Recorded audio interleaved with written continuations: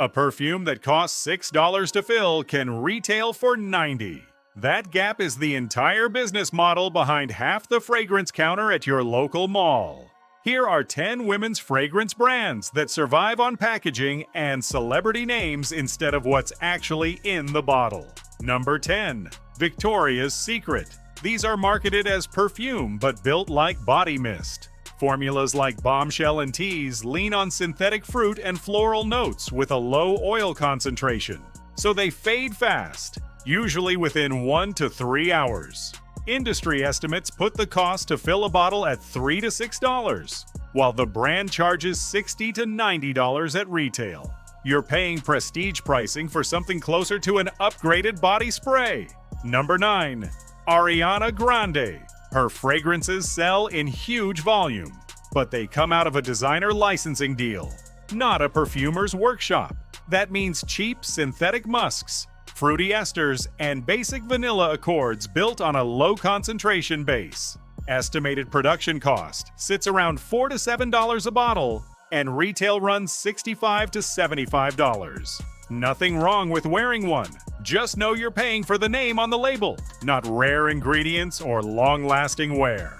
Number 8. Calvin Klein. The brand built its reputation in the 90s, but today its fragrance line runs through Coty's licensing system, which is built for volume, not craftsmanship. Newer releases use basic floral musk profiles and cheap synthetics with short staying power. Retail sits at $70 to $100. But the same bottles show up in outlet stores for $25 to $40 within months. When a perfume hits the clearance rack that fast, it was never priced like a luxury item to begin with. Number 7. Dolce and Gabbana.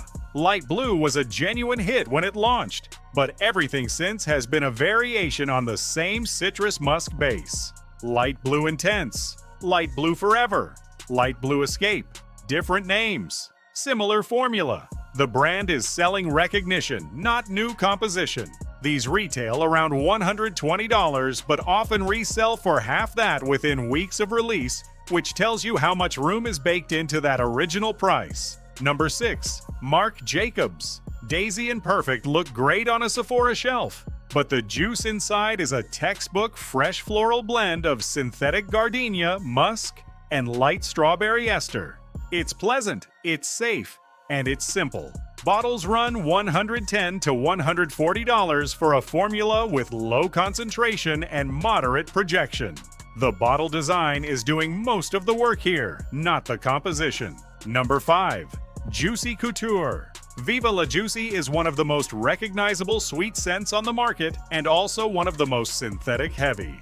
It leans on intense synthetic vanilla and caramelized fruit notes that burn off fast, propped up by heavy musk for staying power.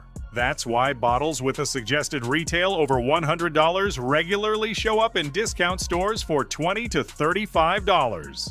Buying it at full price is paying jewelry counter money for candy counter ingredients. Number 4. Tory Burch. The brand built a real fashion name, but the fragrance line doesn't match it. Most formulas are standard citrus floral blends with common white flower accords and moderate silage that taps out around 3 to 5 hours. Retail runs $125 to $155 for a formula type that's inexpensive and widely reused across licensed designer perfume. That's a triple-digit price for department store performance. Number 3. Versace. Bright Crystal, Yellow Diamond, and Dylan Blue are everywhere for a reason. They're mass-produced and engineered to smell inoffensive to as many people as possible.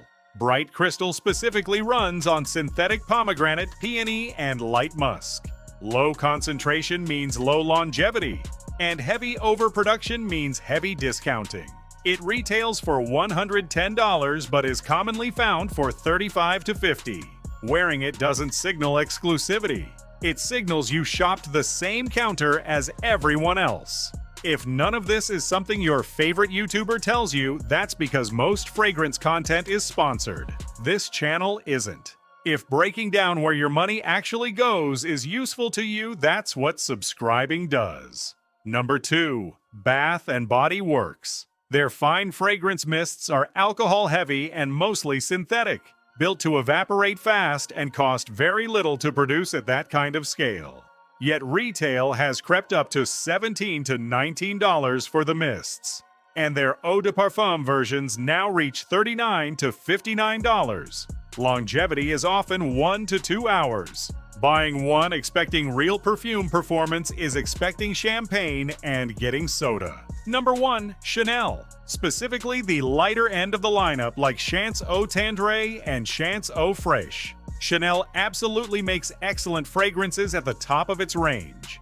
But these specific EDTs are citrus-forward, light, and designed for mass appeal, with weak projection and notoriously short wear. They retail for $135 to $165, yet plenty of wearers report only 2 to 4 hours of performance. That's a steep price for something that behaves more like a refreshing daily mist than a long-wearing eau de parfum. The name and the bottle are doing the selling here, not the formula. Across all 10 of these, the pattern is the same. Price tracks the brand name and the marketing budget, not the concentration, not the ingredient quality, not how long it actually lasts on your skin. The people paying full retail are usually buying the bottle, the celebrity, or the logo. The people who check the concentration, compare cost per wear, and look past the packaging are the ones getting real value for their money. What's a fragrance you thought was luxury until you found out what it actually cost to make? Drop it in the comments and subscribe if you want more of these breakdowns.